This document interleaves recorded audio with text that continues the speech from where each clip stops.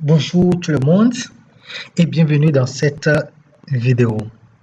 Aujourd'hui, nous allons essayer de voir comment nous pouvons calculer à partir des fonctions qui se trouvent dans Excel, comment calculer le bêta.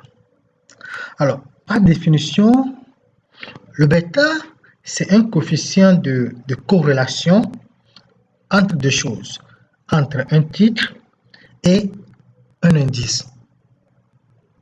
Alors, le bêta mesure la sensibilité de ce titre par rapport à cet indice en question. Donc, nous pouvons avoir bêta égale à 1 ou bien bêta supérieur à 1. Donc, ça dépend de la mesure de la sensibilité entre le titre et l'indice. Alors, à travers les données qui sont ici, nous allons essayer de calculer tout d'abord les rendements au niveau du marché, au niveau des deux titres. Après, calculer la variance, la covariance et enfin déterminer notre bêta en question. Alors, sans plus tarder, nous allons commencer par calculer les rendements. Donc, ici, on met égal. On ouvre la parenthèse. On part chercher A4 moins A3 et puis, évidemment, diviser par A3 toujours. Après, on appuie sur Entrée. Donc, le rendement ici est de 12%. Alors, pour connaître les autres rendements, on va juste incrémenter la formule jusqu'ici. Donc, nous venons de connaître tous les rendements au niveau du marché. Maintenant, nous allons aller au niveau du titre A. Donc, on va procéder de la même manière. Donc, on met égal. On ouvre la parenthèse. On part chercher B4 moins B3. On ferme la parenthèse. On divise ça par B3. Et puis, on appuie égal. Et voilà. On va encore incrémenter la formule pour venir ici. La même chose aussi pour le titre B.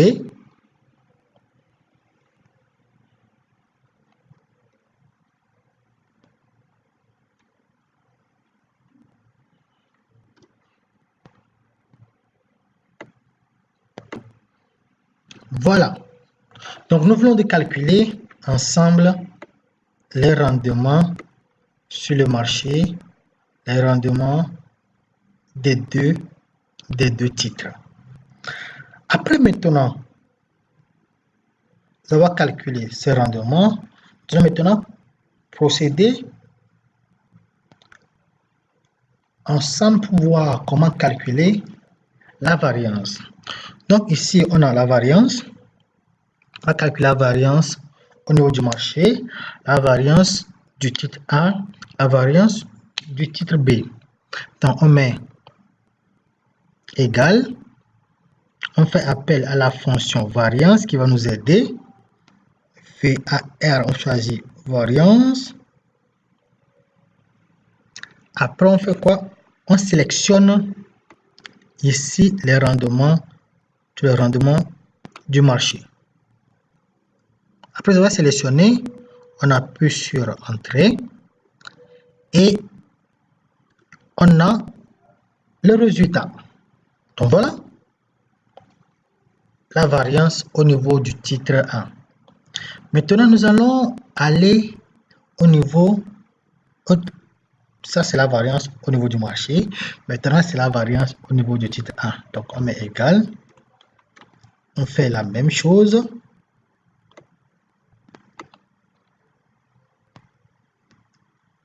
On ferme. Et bon, on vient aussi au niveau du titre du titre B. On va procéder de la même manière toujours. Voilà. Nous voulons de connaître maintenant la variance au niveau du marché, la variance au niveau du titre A et la variance au niveau du titre B. Maintenant, nous allons procéder au calcul de la covariance. Alors, la covariance, pour calculer ça, donc on vient ici, on met égal covariance. La covariance. Ici, on a besoin de deux choses. Le rendement au niveau du marché et le rendement au niveau du titre A. Comme nous voulons calculer la covariance entre le titre A et le marché. Donc, on sélectionne ici d'abord. Après, on met point virgule. On sélectionne au niveau du titre A aussi.